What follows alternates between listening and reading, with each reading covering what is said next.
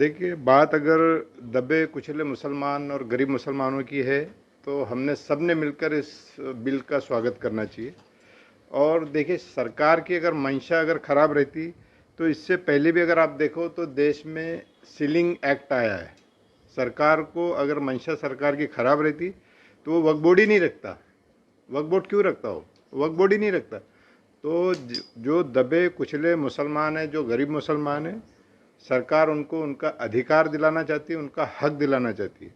अगर बात हम पिछले समय की करें, पिछले सरकारों की करें, तो मुसलमानों को उनका हक कभी मिला नहीं, उनका अधिकार कभी नहीं मिला। मैं ये सरकार से एक रिक्वेस्ट करना चाहूँगा, अपील करना चाहूँगा कि जितने भी देश के जो गरीब मुसलमान हैं उनको उनका अधिकार दे। उनको एक छोटे छोटे जो वक्फ बोर्ड की बहुत सारी जो लैंड है उसमें से कुछ हिस्सा वो उन गरीब मुसलमानों को दे दे जो उनके वो हकदार है।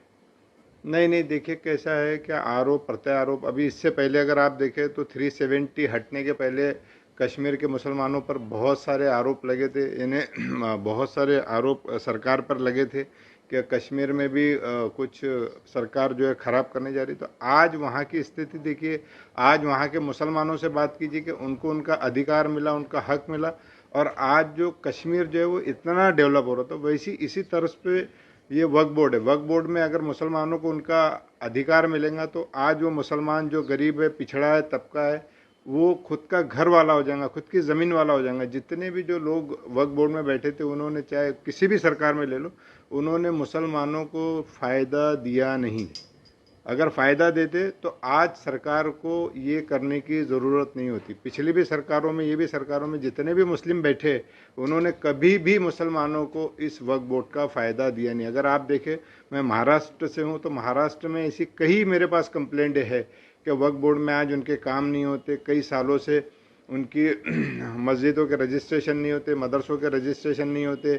जो ज़मीनें हैं वो ज़मीनों पर उनको कुछ करने के लिए कुछ भी नहीं मिलता है। तो ये सरकार एकदम सही करने जा रही है मेरे हिसाब से, क्योंकि किसी न किसी पर सरकार का वॉच चाहिए कि भाई आप कर क्या रहे हो। ये वक्फ बोर्ड मुसलमानों के लिए है, ये खुद पर्सनल जो बड़े पैसे वाले मुस्लिम हैं उनके लिए नहीं है, ये उन गरीब मुसलमानों के लिए है जो सरकार ने इसका गठन किया था।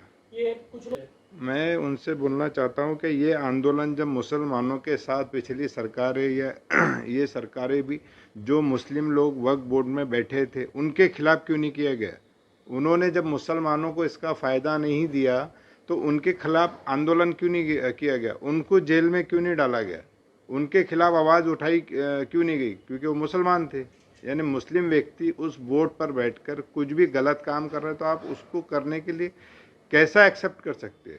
वक्फ बोर्ड में अगर देखिए, मैं बताता हूँ आपको, बहुत सारी सरकारों ने हमारे मुस्लिम मिनिस्टर भी दिए, चाहे इस सरकार हो या चाहे पिछली सरकार हो, लेकिन उन्होंने खुद का ही भला चाहा, उन्होंने मुसलमानों के लिए कुछ नहीं किया, खुद के स्वार्थ के लिए। आज इसलिए सरकार को करना पड़ रहा, नहीं तो हर समाज का प्रतिनिधि आता है, आप किसी भी समाज से पकड़े, वो प्रतिनिधि अपने समाज के लिए कुछ ना कुछ करता है। लेकिन मुस्लिम समाज में ही ऐसा हुआ कि मुस्लिम समाज का प्रतिनिधि आया, उसने मुस्लिम समाज के लिए कुछ नहीं किया। अगर वक्फ बोर्ड आज का नहीं है, वक्फ बोर्ड आप देखो तो 96 के आसपास से है, लेकिन वो 96 से लेकर आज तक उस वक्फ बोर्ड का गरीब मुसलमानों को कोई भी फ़ायदा नहीं हुआ।